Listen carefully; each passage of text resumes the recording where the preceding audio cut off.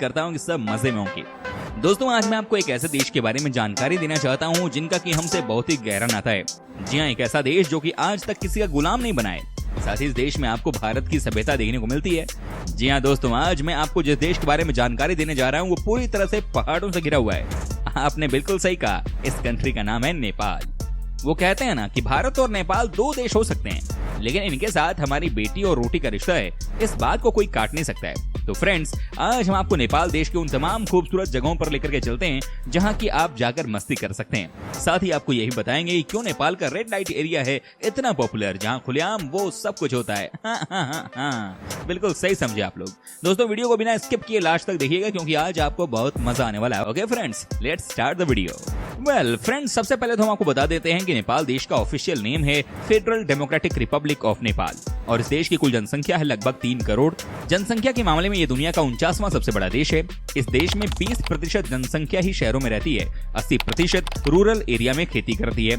दोस्तों नेपाल देश 1,43,350 square kilometre में फैला हुआ है और क्षेत्रफल के मामले में ये दुनिया का 93वां सबसे बड़ा देश है। दोस्तों नेपाल दुनिया के कुछ चुनिंदा देशों में शामिल है जो कि आज तक किसी का गुलाम नहीं बना। जी हाँ, 1814 से लेकर 1816 तक इस देश के राजाओं की लड़ाई अंग्रेजों से हुई थी, लेकिन नेपाल गुलाम नहीं बना। दुनिया के सबसे खूबसूरत देशों में से एक नेपाल की बात ही निराली है और अगर आपको नेपाल हिंदुस्तान से जाना है तो वीजा लगवाने की भी जरूरत नहीं है। अब हम आपको नेपाल देश की वो तमाम जगहें घुमा देते हैं जो कि है वर्ल्ड पॉपुलर डेस्टिनेशन पशुपतिनाथ मंदिर। दोस्तों नेपाल दर्शनीय स्थल में पहला प्रसिद्ध मंदिर पशुपतिनाथ मंदिर है। पशुपतिनाथ मंदिर नेपाल की राजधानी काठमांडू में स्थित है और ये बात तो आप जानते ही होंगे कि पशुपतिनाथ भगवान शिव को ही कहा जाता है। ये सिर्फ धार्मिक स्थल के रूप में ही नहीं बल्कि सांस्कृतिक स्थल के रूप में भी प्रसिद्ध है। ये मंदिर भगवान शिव को अर्पित है। इस मंदिर में केवल हिंदू धर्म के लोग ही जा सकते हैं और अन्य धर्म के लोगों को इस मंदिर के दर्शन बाहर से ही करने पड़ते हैं। यह मंदिर बागमती नदी के किनारे बना हुआ है। इस मंदिर के आसपास काफी सुंदर माहौल देखने को मिलता है और शिवरात्रि के दिन इस मंदिर में पर्व का आयोजन किया जाता है। पर्व के दौरान काफी संख्या में भक्त इस मंदिर में आते हैं। ये मंदिर काठमांडू से मात्र 3 किलोमीटर की दूरी पर स्थित है। इस मंदिर में जाने का सबसे बेस्ट समय सुबह के दौरान सूर्योदय का है। जी हाँ दोस्तों, वैसे भी हमारे देश में कई ऐसे लोग हैं जो कि साल में 1 से 2 बार भी इस मंदिर में जाकर भगवान शिव के दर्शन कर लेते हैं। कहा जाता है कि यहाँ आने के बाद आपके मन को बहुत शांति मिलती है और आपकी सोच बदल जाती है। आप इस दुनिया की सच्चाई को समझने लगते हैं। अगर आप नेपाल जाएं तो इस मंदिर को जरूर विजिट करें। मुक्तिनाथ मंदिर। दोस्तों मुक्तिनाथ मंदिर नेपाल दर्शनीय स्थल का एक और देखने लायक स्थल है।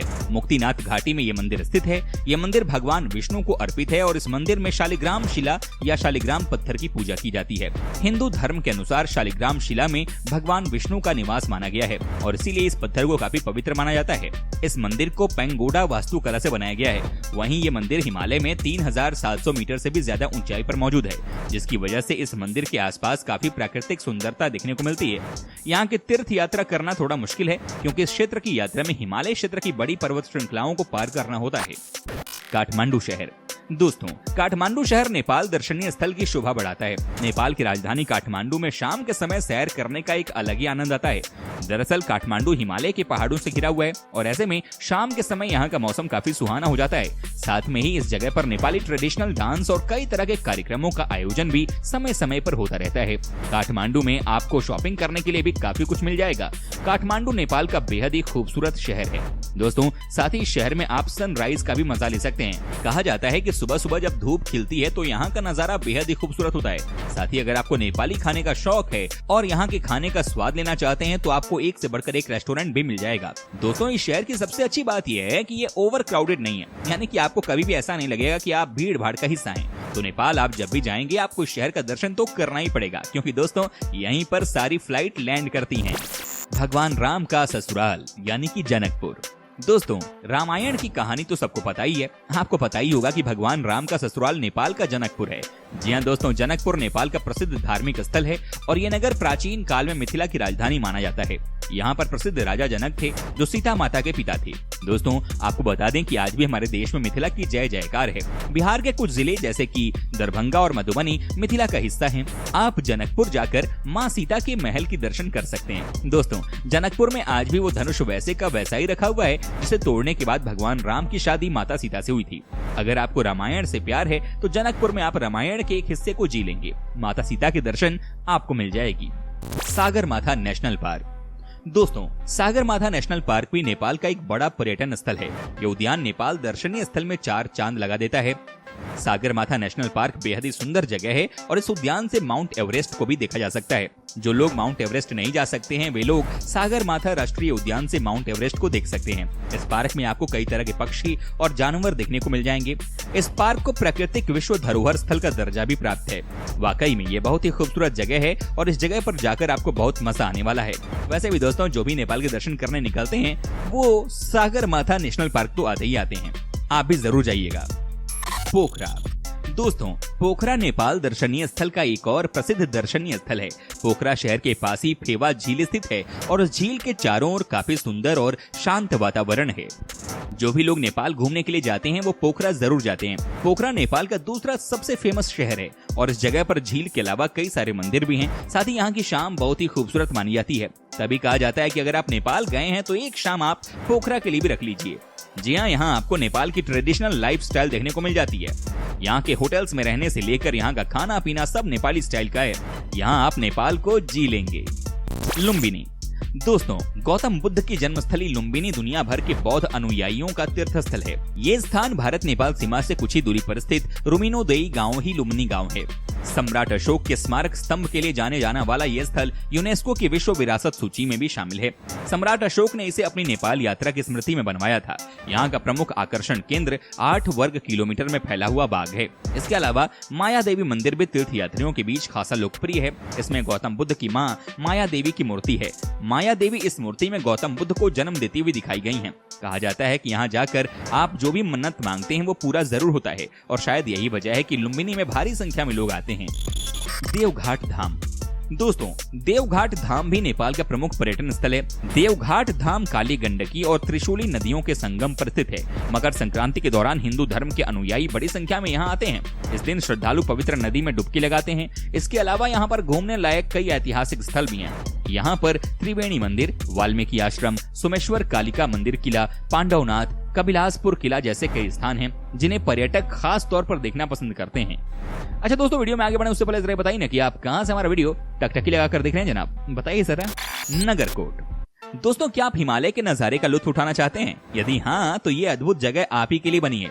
यहाँ से आप हिमालय को समय दर समय बदलते देख सकते हैं। अपने होटल के कमरे की खिड़कियों से आप इससे आंखें चार कर सकते हैं। यात्री इसी अतुल्य दृश्य को देखने के लिए दूर दराज से यहाँ आते हैं। सूर्योदय और सूर्यास्त के दृश्य का दीदार भी यहाँ से बखूबी किया जा सकता है।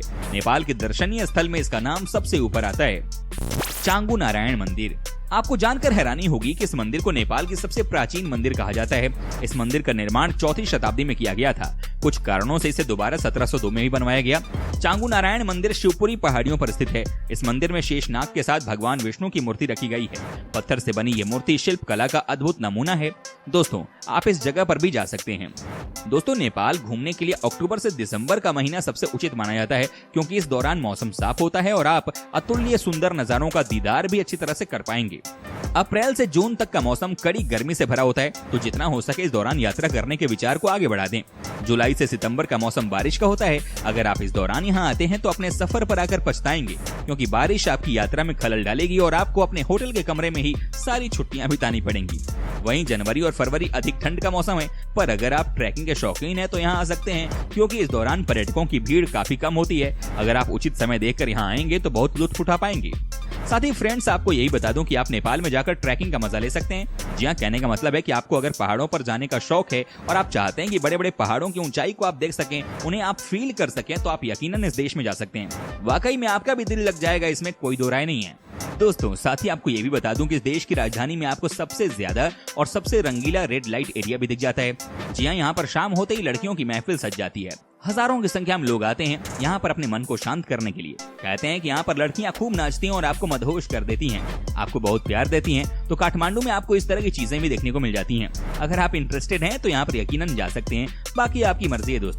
दोस्तों, यदि आपकी इच्छा कम पैसे में विदेश घूमने की है तो आप नेपाल जा सकते हैं। नेपाल में जाना बिल्कुल अपने देश में घूमने जैसा ही है। इस देश में कई सारे हिंदू मंदिर हैं। हर साल भारत से कई सारे लोग इस देश में बने इन प्रसिद्ध हिंदू मंदिरों को देखने के लिए जाते हैं। नेपाल देश में मंदिरों के अलावा कई सारे सुंदर पर्यटन स्थल भी हैं, जो कि विश्व भर में प्रसिद्ध हैं। नेपाल देश एडवेंचर करने वाले लोगों के लिए भी एकदम सही जगह है और इस जगह पर एडवेंचर का खूब मजा लिया जा सकता है। आप अपनी छुट्टियों के दौरान इस देश में जाने का विचार कर सकते हैं। अगर आप नेपाल देश की ट्रिप प्लान करते हैं तो आपको ज्यादा जेब भी ढीली नहीं करनी पड़ेगी, क्योंकि इस देश की करेंसी काफी सस्ती है और आप आराम से 4 से 5 दिन इस देश में करीब 25,000 रुपए खर्च करके गुजार सकते हैं। तो दोस्तों, ये थे नेपाल देश से जुड़े कुछ बेहद ही दिलचस्प बातें। उम्मीद करता हूँ कि आपको हमारा ये एपिसोड पसंद आया होगा। साथ ही दोस्तों, अगर आपको इस वीडियो पर कोई राय देनी है तो आप हमें कमेंट करके अपना फीडबैक दे सकते हैं।